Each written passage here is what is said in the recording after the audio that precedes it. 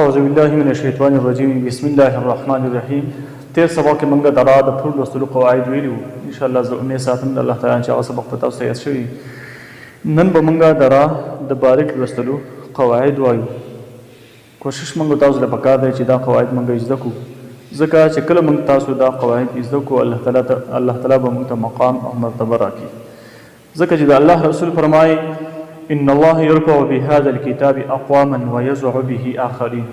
ډېر خلک دي چې الله تعالی د دې کتاب په وجه باندې د الله تعالی د کتاب سره تعلق وي، د سمینه کوي، د مطابق خپل ژوند کوي او نور خلکو ته د تبلیغ هم کوي، په خپل هم زده کوي. الله تعالی هغه له په دنیا کې عزت وکړي، مقام مرتبه ورکړي. کوم خلک چې د دې سره خپل تعلق قطع کړي نو الله تعالی هغه په دنیا کې هم شرمې ذلیل کوي او په آخرت کې ولهم چې کوم ذلت او رسوایی جون سره چې کوم هغه مخامخ کیږي. قرآن کې الله تعالی فرمایي ومن اعرض عن ذکری فإن له معیشة ضنکا.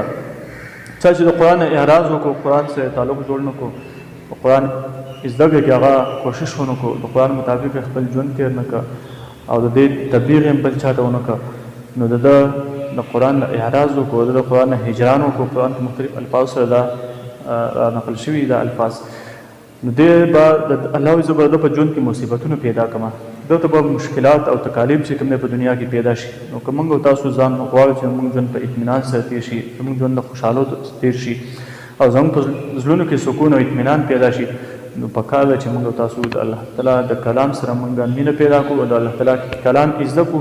ان شاء الله زموږ ژوند به ډېر زیات پر سکون او اطمینان نه ډک تیریږي او موږ به د الله تعالی خوښ بندګان جوړېږو.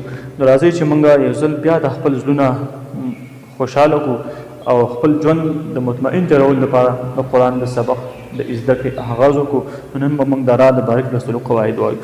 تاسو زما سره وینئ په سکرین باندې چې کله په را باندې زیر راشي نو را به باریک لوستل کېږي. لکه مثال په طور باندې رجال یا آخرین.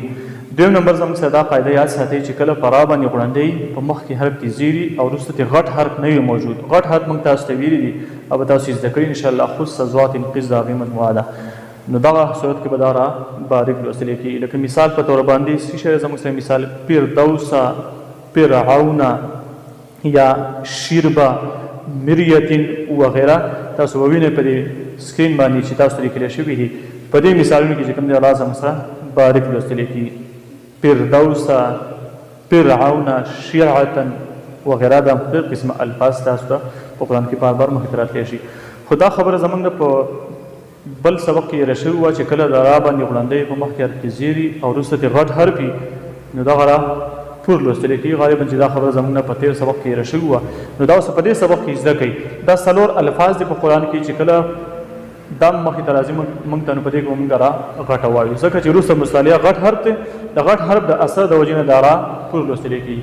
مثال په ډول مرصادا، ارصادا، قرطاس، فرقة.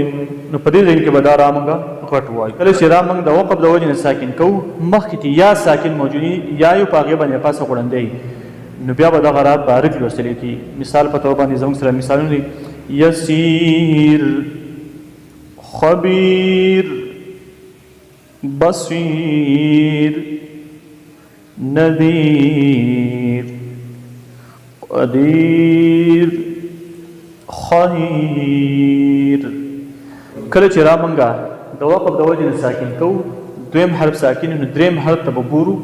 که په دریم حرف باندې زیرو نو دغه ځای کې به را هم موږ او تاسو باریک وایو. مثال په طور باندې السحر، الذکر، الحجر. السحر، الذکر، الحجر دا درې الفاظ دي په مثال په طور باندې او نور چې بیا په قرآن کې په کوم ځای کې موږ ته مخې ته راځي نو دا به باریک وایو موږ. الله تعالی دې زده کړي او د عمل کولو توفیق را نصیب کړي. نن به موږ سورې بقره 9 نمبر رکوع په حذر باندې وایو. الله تعالی دې زده کړي توفیق را نصیب کړي. اعوذ بالله من الشیطان الرجیم بسم الله الرحمن الرحیم. وَإِذِ اسْتَسْقَى مُوسَى لِقَوْمِهِ فَقُلْنَا اضْرِب بِّعَصَاكَ الْحَجَرَ. یعنی فَقُلْنَا اضْرِب کی را باندې زید نو را باندې کې باریک ویل پکار دي. فانفجرت منه 12 عينا.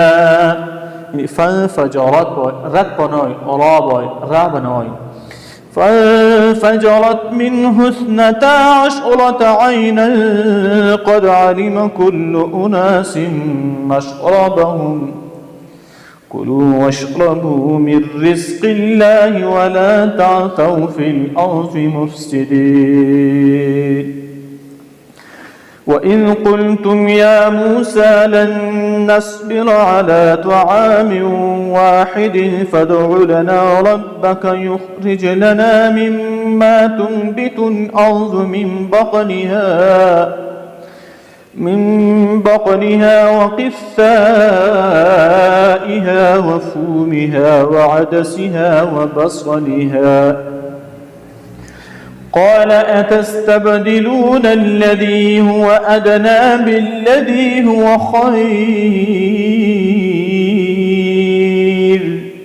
منگو سوی چې را منگ دا وقف دا وجه ساکن کو مخ کی یا ساکن انه هو خیر کی وګوره مخ یا ساکن نو را بدلتی باری کوئی وقف کی.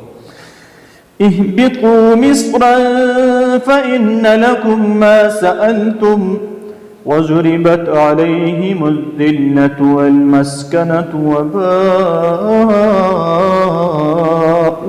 بغضب من الله ذلك بأنهم كانوا يكفرون بآيات الله ويقتلون النبيين بغير الحق ذلك بما عصوا وكانوا يعتدون.